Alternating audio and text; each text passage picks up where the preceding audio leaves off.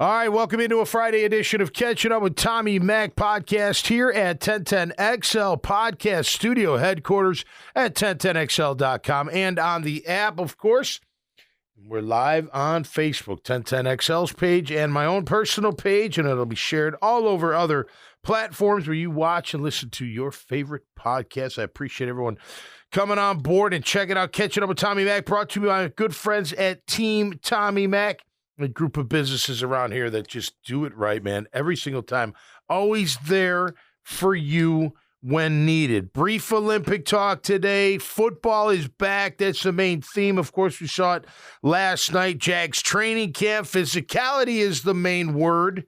We'll take a look around the NFL, and we'll also talk about the last two draft classes of Trent Baalke and how they could being the key word, turn out to be pretty darn good classes. And we'll talk about that and more today. I catch it up, but let's welcome in my man, Grammage. Grammage, good morning to you, dude. Happy Friday, sir. How are you? Good afternoon, I should say. It is noontime, so good afternoon. That's true. We're normally in the mornings, but That's right. All right, very physical camp today. I know there are a couple injuries.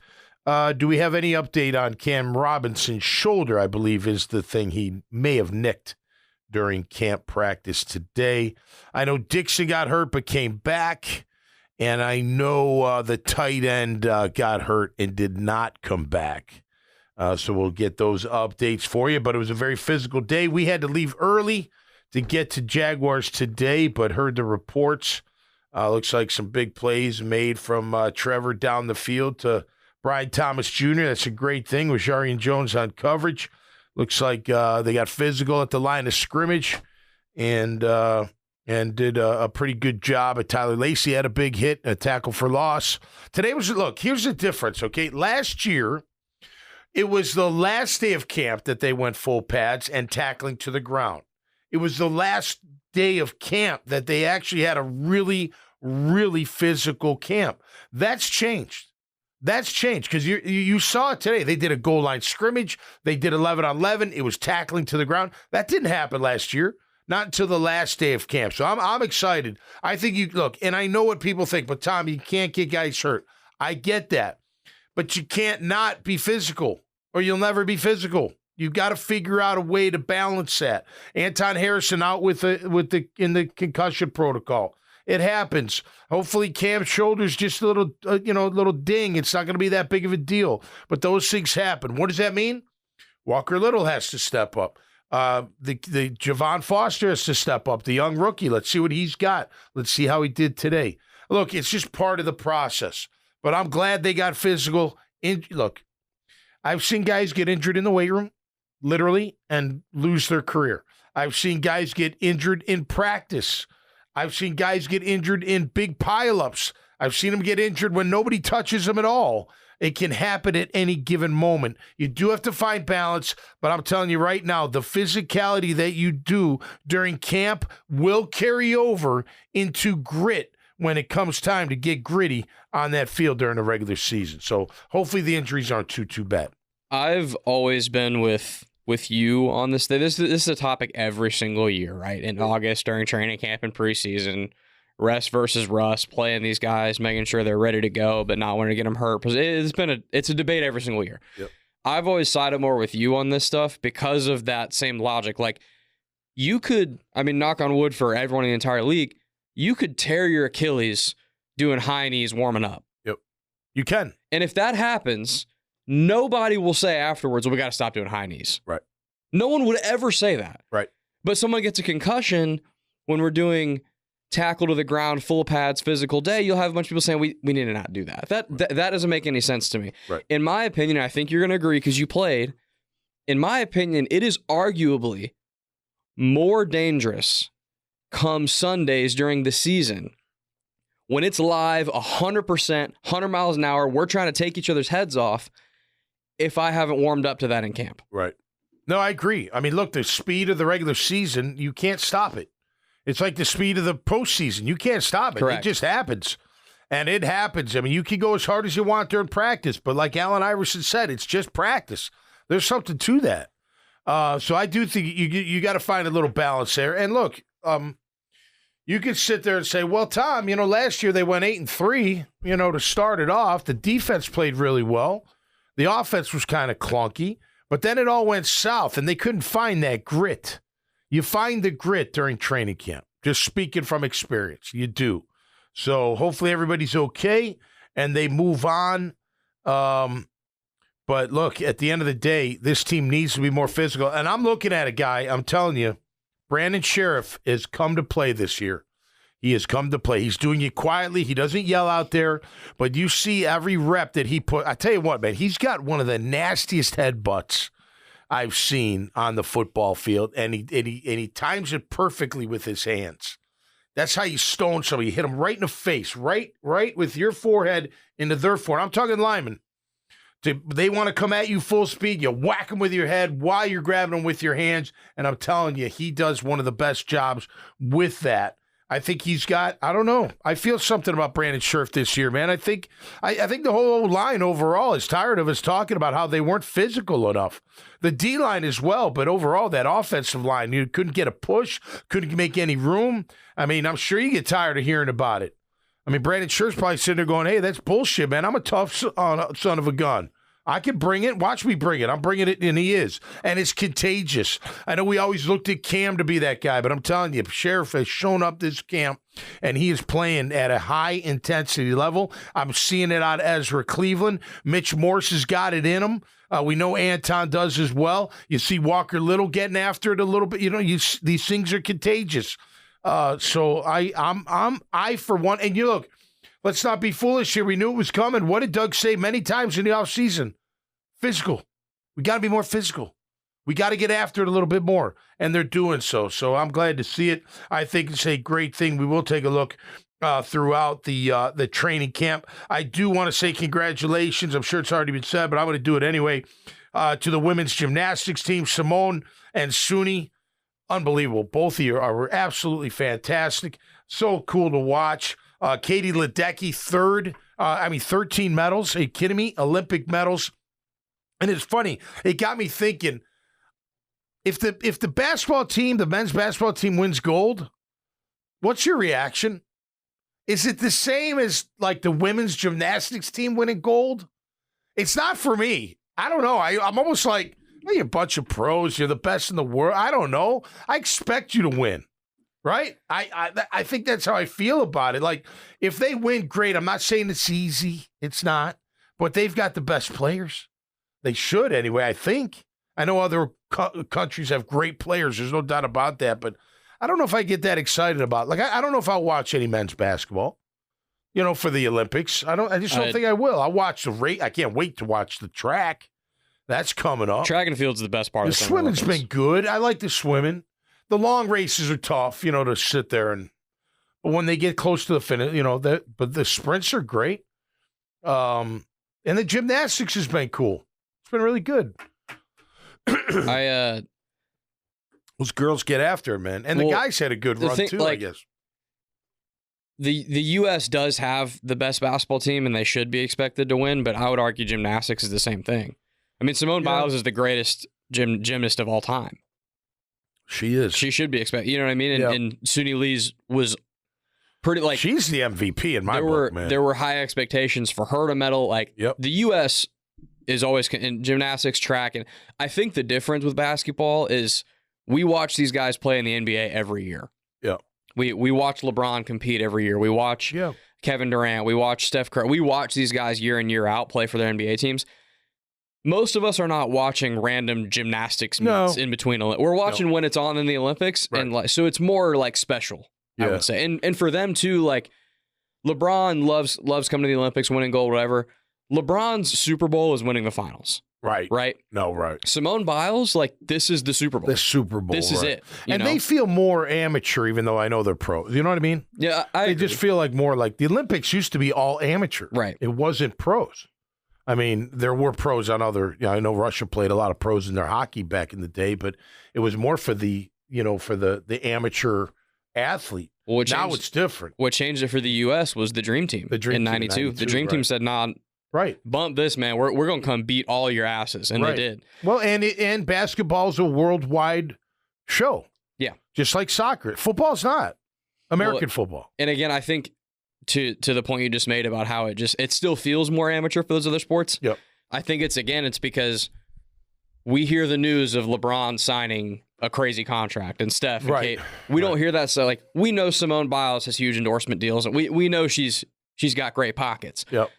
But like it's just not the same as we watch basketball or if football were to be an Olympic. It's the same deal. Well, I'll tell you this about Simone. I'll just say that her husband better get his ass back to camp. I thought that was weird too. There was no lock. I mean, he's sitting there like, woohoo, woohoo, and that's fantastic. But I'm sitting there going, dude, you ain't no lock to make that team. Like, I know your wife's doing great, and maybe you guys will be fine, but at the same time, if you want to play football and be an NFL player, they ain't just going to give it to you because your woman, is a phenomenal gymnast and won gold. I mean, you got to go out there and earn that.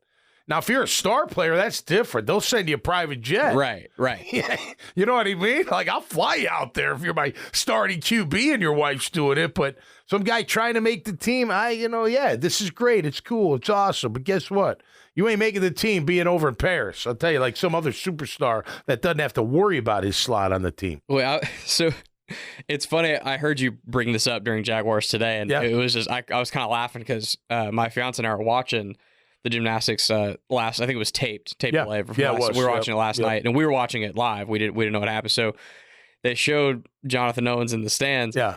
And I'm like, dude, he needs to be at camp, bro. And she was like, no, she's married to whatever. And I'm like, and I'm saying exactly what you're saying. I'm like, he's not exactly Derwin James. Right. Like this guy's like fighting for a spot. Like imagine if Andrew Wingard was just not at camp. Right. Well, you'd be like, and it brought up a point, like, and maybe it's a little different, but when you're having a baby, yeah, do you miss the big game to be there for the birth of your baby?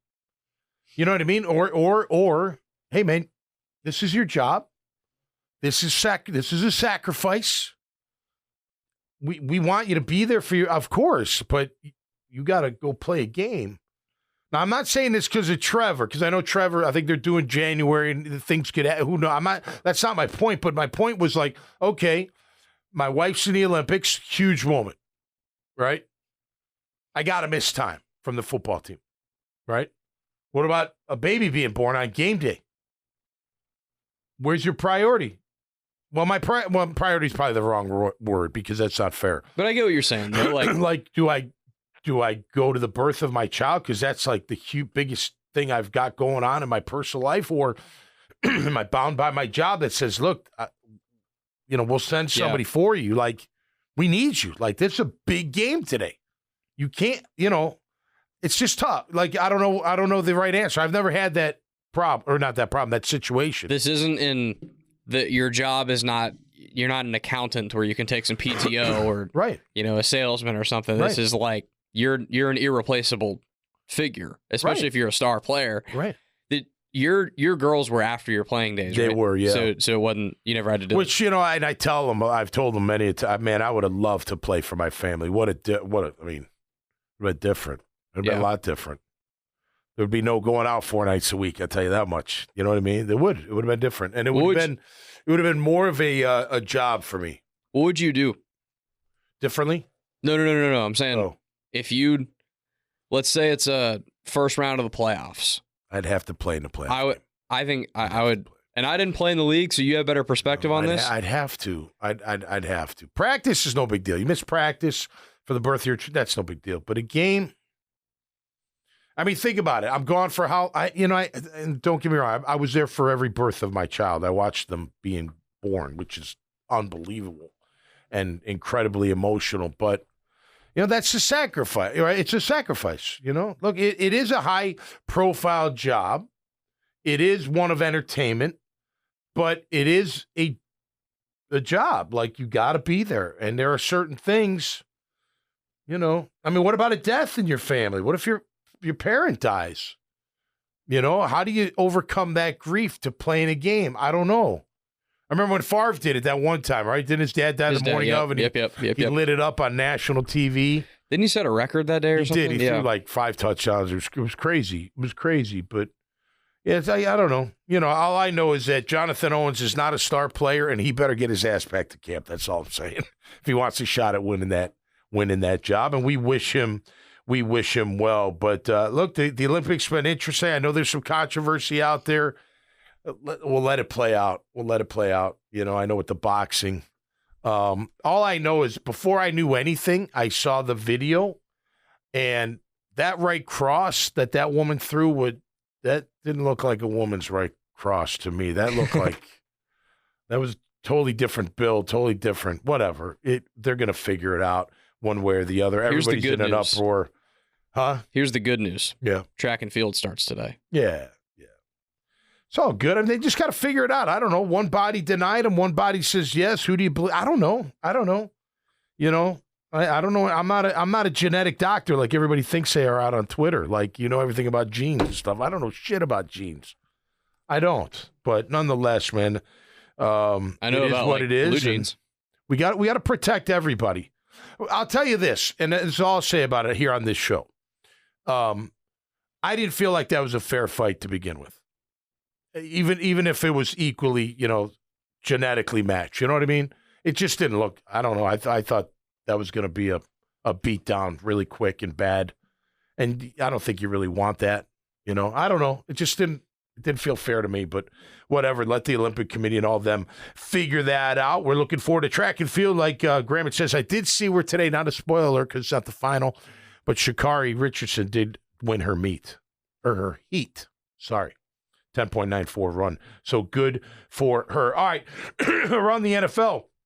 Interesting. The judge tosses Philip Gutierrez. A judge tossed the $4.7 billion verdict against the NFL in the Sunday ticket antitrust class action lawsuit. The NFL says thank you. That was going to be a ridiculous amount of money. So the jury says yes, the judge says no. I'm sure it'll go back into appeal, and we'll see how that goes. If you haven't heard, Titans wide receiver DeAndre Hopkins out 4 to 6 weeks with a knee injury. I don't like anybody being injured, and I've been injured, so I don't like that, but you're going to miss that big-time player, at least for the remainder of preseason. We'll see if it dribbles into the regular season. And Tristan Wirfs, the left tackle of the Tampa Bay Buccaneers, a 5-year extension, $141 just about $1 million, $88.24 million in guaranteed D-Monet. Congratulations to Tristan. Truly is one of the best left tackles in the game. I'll tell you, I'm looking forward to the Kansas City game, which is a week from tomorrow. And then I'm looking forward to Tampa coming to town. That's going to be a good one. Both preseason game and joint practice. Exactly. And those joint practices, it'll be pretty feisty. It'll be physical. It'll be a good test for our team. I'm glad Doug has agreed to do that, and then they'll roll right into the game, and then we'll get ready after that. I mean, look, you got KC, then Tampa, one more, and then we're off and running, man. We're off and running down to Miami for the first game of the regular season. Good deal for him. That's a big, big deal. Jags injuries, we mentioned. Armstead's still out. Wingard with the knee. He's going to be out for a while. I saw him walk in. It didn't look good. I mean, I don't know what that means. Doesn't mean it's clearly not something he'll be out for the year, but it sounds like he's going to miss some significant time. Keelan Robinson dealing with a toe injury, I believe, the young kid out of Texas. And then Jordan Jefferson, you got to get out there, my man. You got to get out there. You cannot, Coughlin used to say, you can't make the team in the tub, right? You can't make the team getting treatment. You can't make the team be in the medical room. Yes, you're going to be injured. Yes, you got to know the difference between pain and injury. Got to see Jordan Jefferson out there, man. I think he's got a great opportunity to snag a spot on that defensive line. And I'll tell you right now, Grammage, and it's too early because it's too early, but I think Mason Smith's my other defensive tackle in that starting lineup. I'm telling you right now, that guy is an absolute monster, and he's got a good attitude. He's got a good attitude. He was in the little fist fight that they had. He was throwing bombs. He wasn't asking questions either, which people are like, I like that. Like that's a guy that's not going to take any grief, and he's not talking, right? Don't be talking when you should have been listening. as my dad used to say, like get caught, get punched in the face. But nonetheless, he's got that attitude, and he's a big human being, and he's wreaking havoc. And you know what? I'm looking forward to seeing what he can do. But I think he's going to have a great chance to be that fourth. And I think that fourth lineman position is extremely important, especially when you're trying to be very physical on that interior. We know Eric will be there, but you got to have, I want Jefferson, I want Mason Smith ready to go. Of course, you'll have Hamilton, and then Tyler Lacey made a big play today. Maybe that helps him. To me, he's kind of going to be there on the bubble trying to make that rotation if he makes it at all. These young guys, they'll got to step up. And that's what I'm saying about Jefferson, man. Fourth-round pick does not guarantee you anything about making the team. It doesn't.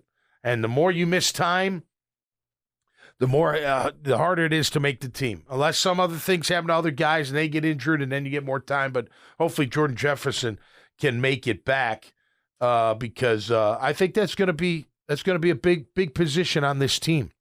And I tell you, the bigger the better for me. Put Mason Smith in there and let's see what he can do.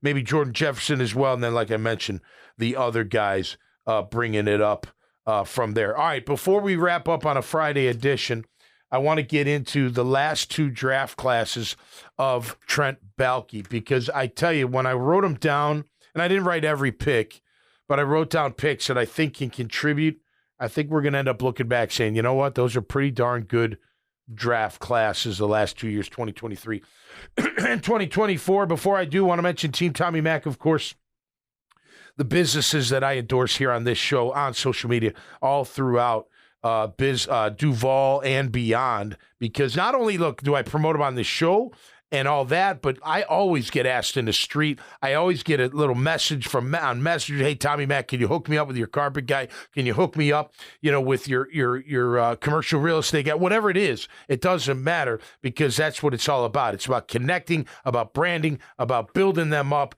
and making sure you know about them. Chris Lucero's Bail Bonds, the number one name in the bail game.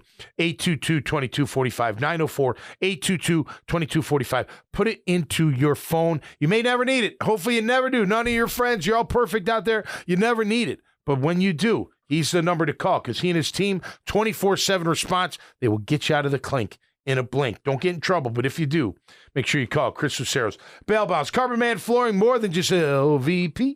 Carbon Man's LVP. Carbon Man's Carpet. Carpet Man's hardwood flooring, tile, you name it, the highest quality at the lowest prices. And I tell you, they got a great thing going on. That LVP, luxury vinyl planking, man, it waterproof, phenomenal, absolutely great stuff. And again, you'll get it at the lowest rates. You can check them out at the warehouse on St. John's Bluff Road by Atlantic or out on Wells Road in Orange Park. Great to have them on board. J-Dog, Junk Removal and Hauling. I'll tell you what, my neighbor does what? My neighbor calls J-Dog.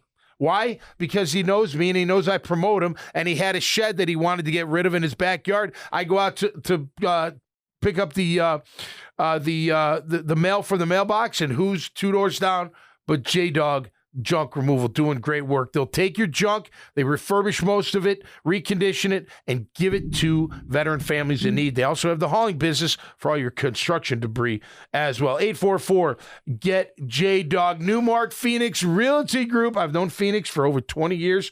Great friends of mine. They're one of the best out there when it comes to commercial real estate, office, industrial, retail, investments, development. They got a great team for you. They've been together since 1993. Make sure you check them out. 399-5222 is the number to call for them. Code Ninjas with their 4 great locations. I tell you what, man, they got these kids graduating with these certificates in tech, learning how to build games, learning about security. It's only going to get them further ahead in that tech world. We know that's always evolving in our society. Make sure you check out Code Ninjas. Family Tradition Specialty Foods, home of Coconut Joe's hot sauce. I tell you, it's been on the table, the dinner table, pretty much every night since I brought them to the house. We love their hot sauces, especially the sriracha. Got a couple new ones coming out. Can't wait to tell you all about them. Go to FamilyTraditionsSpecialtyFoods.com. Put in pound Team Tommy Mac in the discount code bar and get a BOGO free,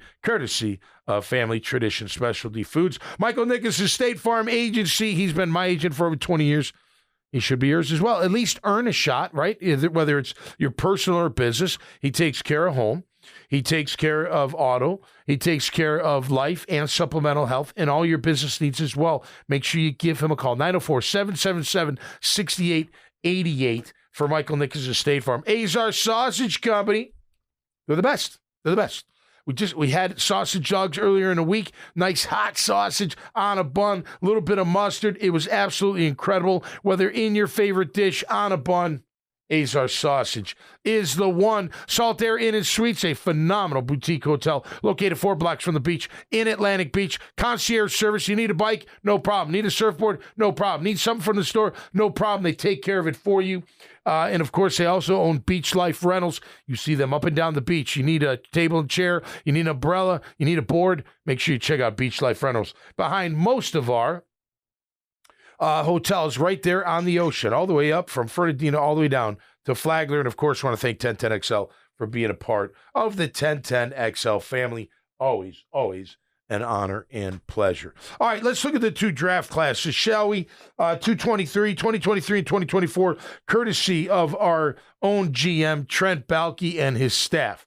Okay, so last year, we looked at the class. We're like, Anton's great, right? Antonio got promise.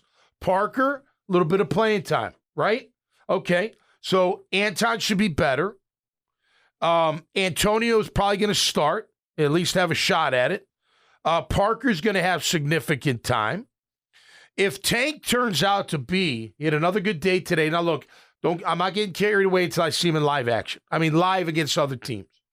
But he is running very confidently right now.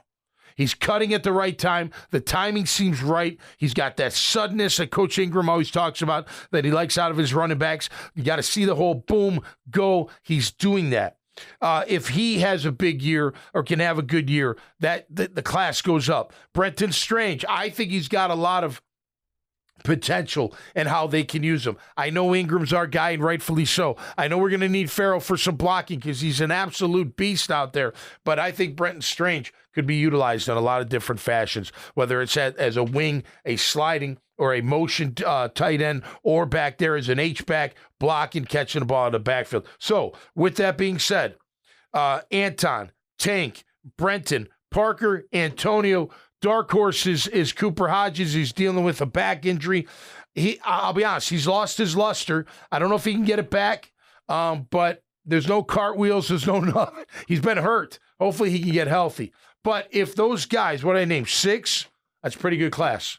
It feels like pretty good class right there. If now I'm not saying it's there yet, but if, and it looks like it could be, that's going to be a heck of a draft class for Trent Baalke, in my opinion. And I've been down on the pick since it was made, even though I'm a Gator, but it feels like Ventrell has been turning some heads in camp.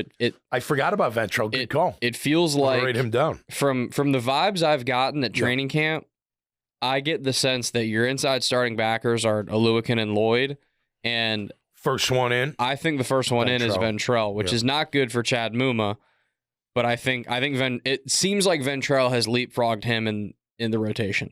Well, so Ventrell's been playing Mike.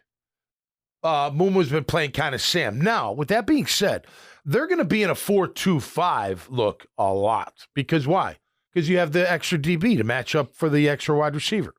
So your inside guys are going to be Aluakin and Lloyd.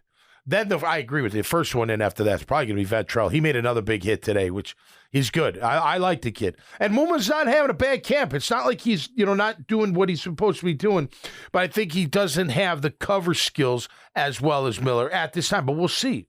But it's Aluakin and it's Lloyd without a doubt. And then we'll see. Your starter's 100%. But you're right, Miller. Throw in Ventrell Miller into that class.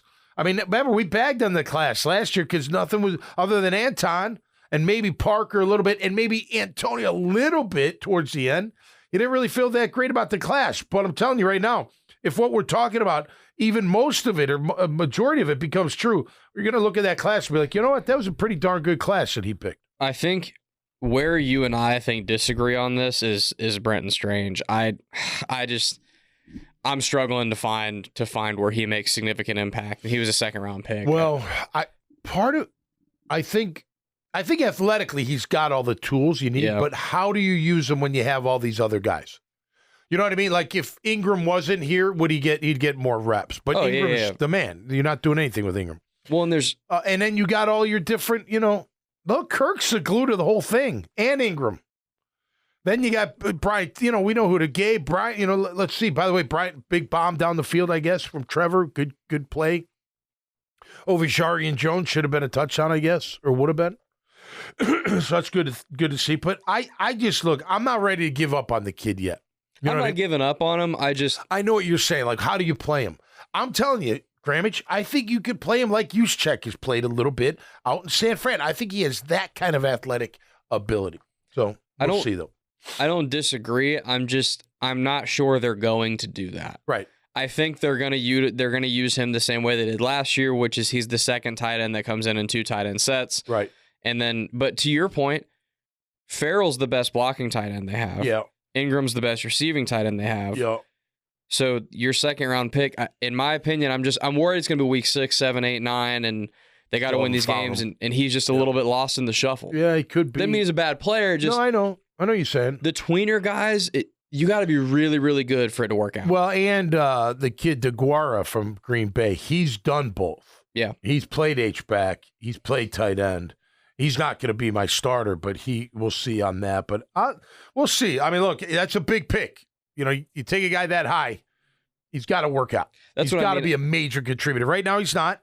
But let's just say he's out.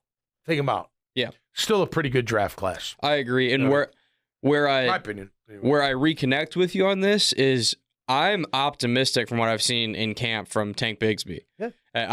I was really, really down on him late, and I think most people were last season.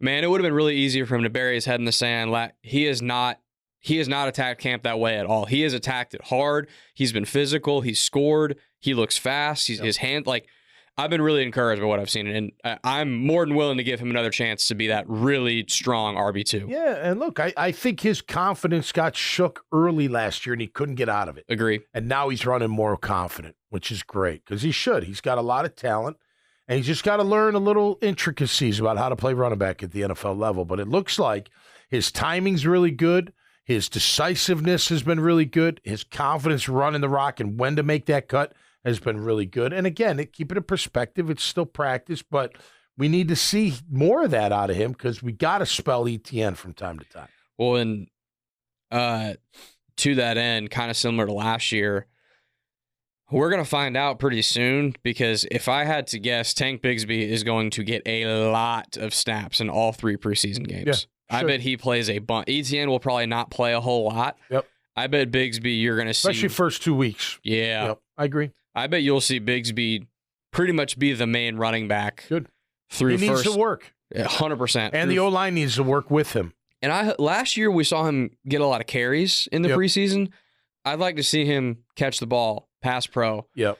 A little bit more. That kind of stuff was, and then obviously ball security was the number one issue with him. Ball security and catching the ball.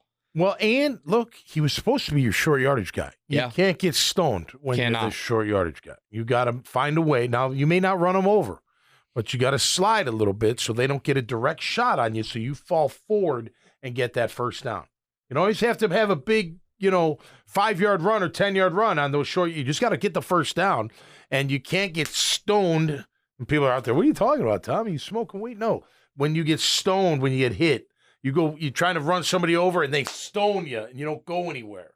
That's getting stoned on the football field, just for clarification. I'm sure you can speak to that because goal line smacking people was that was your calling card. Damn right. How much loved it. when the ball's about to be snapped, I'm sure in your head as a middle linebacker, you're hoping they run directly at you. I'm hoping a couple things. If they don't run directly at me, they're probably cutting it back. So I'm shooting that backside gap. Yeah. Because that center's got to hit the tackle for a split second, and you get behind him, he'll never get you. But a lot of times that back, it'll come back to you, and you got to go meet him. If it's front side and they got a fullback, I got to go attack the fullback. I'm not waiting. I got to go get him. But if you're meeting the back in the hole, pretty much right at the goal line, it's mano-a-mano. I'm driving you backwards or you're driving me backwards. Right. If he can get to your point, and if that back has a little wiggle and can slide, just kind of get to the side of you instead of right in your chest, right? he's probably just going to the two of you are going to kind of. Well, think about that. If I tackle you head on, I stop you. If you slide to my right and I tackle you, we're going down like that. Yeah. So that's most likely going to be the first down if it's that close. Yep. Right? So you just got to learn a little bit of those intricacies, and I think he's on his way. All right, the rookie class. I mean, too early to tell. Brian Thomas Jr. is going to be a weapon. I don't have any expectations for him. I just want him to be a weapon for this team, to keep those safeties honest, to make some big plays. I'm not looking for him to be number one total stud standout. If he is, that's gravy. That's icing on the cake. It's phenomenal. I want him to be a major contributor to this offense and make sure, again, yes, we want big plays down the field with him and Gabe. But the key to the whole success of the passing game is those underneaths with Kirk and Ingram. That's how this offense is run, and we need that. But I think Brian Thomas Jr. has got a chance to be a really good player in this league. He's got the speed. It's just going to take more time, more experience, more confidence to run the routes, and for Trevor to feel good about throwing it up to him. That big bomb today sounded like it was a good connection, so maybe we'll see more of that. Mason Smith, I'm raving about. He's out there every day. He's getting after it. He's being physical. He's a mountain of a human being. He's a young kid with a tremendous amount of upside. I got nothing but, I mean, sky's the limit for that kid. Sky's the limit. He could be an absolute beast. Jarian Jones got beat today. That happens, but he's made plays. A very physical corner. I like Prince, too. I'm going to get to him, but DeAndre Prince, I think both of them together. We'll see. That's the kind of corner you want in press coverage. They've both been beat. They both have had success. That's good training for the young defensive backs, because you're going to get beat. There's no doubt about it. Can you get beat and then come back and make a play? That's what it comes down to. Can you get it out of your head and go make a play after you get beat? Javon Foster, I tell you, man, when I first saw him, I was like, man, this guy's kind of small. Like, he's not. And I know he's big. Look, it's funny. So big to me isn't 6'4", 310. That's a big guy, but that's not like, no, to you it might, to other people it might be. No, 6'6", 6'7", 320, 330, 340. Now you're talking about mountain. That's different. 6'4", 310, 6'4", 300, 6'3", 300. Big guy, but it's not like gigantic human being. You know what I mean? There's a difference. There's Baselli big, right? And like Walker, well, most of the left tackles are pretty big. It's hard to not find one that's big. You know what I mean? But I got to see. Anyway, Javon Foster. I didn't think he was that big to begin with, but I tell you what, his feet are phenomenal.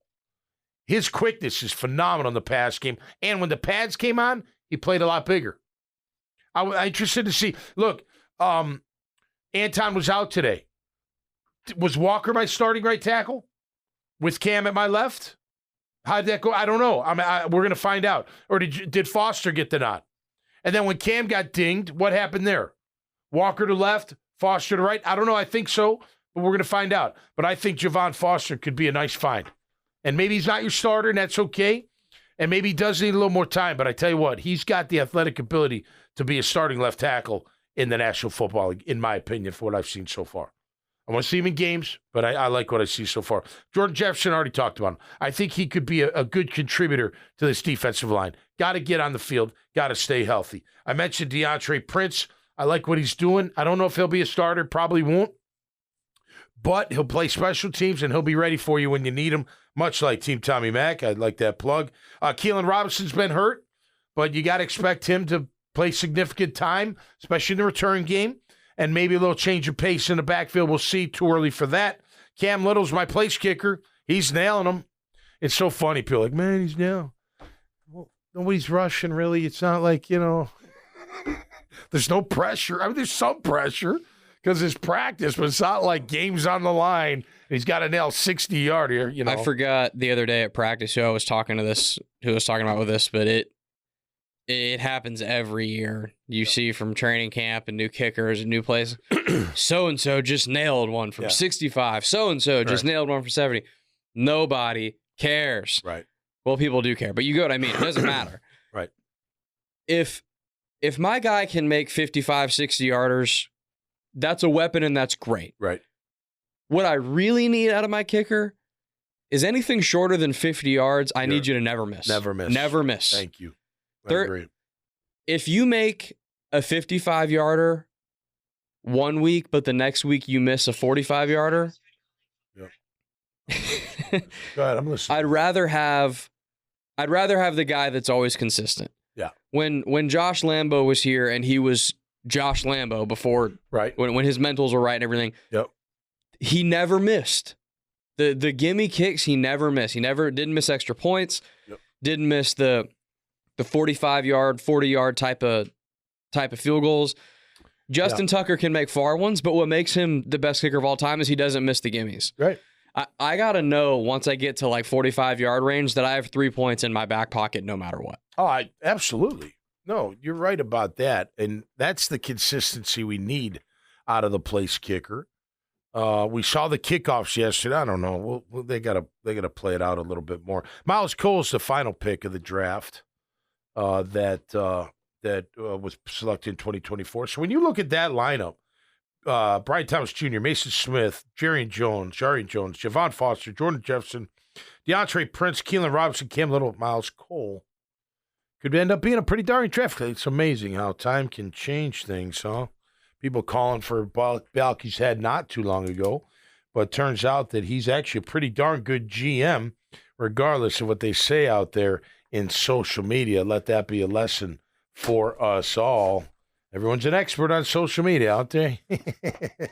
No doubt about it. But let's see what happens with the rookie class and last year's class, and hopefully enough guys contribute to where you're like, all right, we got something here, right? We got something here. We're moving forward. We're getting better. We're developing our young guys. We're rewarding them, and they remain to be Jaguars. All right, that's going to do it for me this time around. Sorry about the my personal Facebook got all messed up, but that's all right. We'll catch you right here on 1010XL. Thanks, everybody, for checking it out. We appreciate it. Thanks to Team Tommy Mac. We'll be back next week, of course. Tuesday with Catching Up, and Friday with Jaguars Today, and then another Catching Up. And I'll be giving you training camp reports brought to you by Team Tommy Mac all throughout the week as well. So until next time, stay safe and be cool out there, man. And we'll see you right here on Catching Up with Tommy Mac. Peace.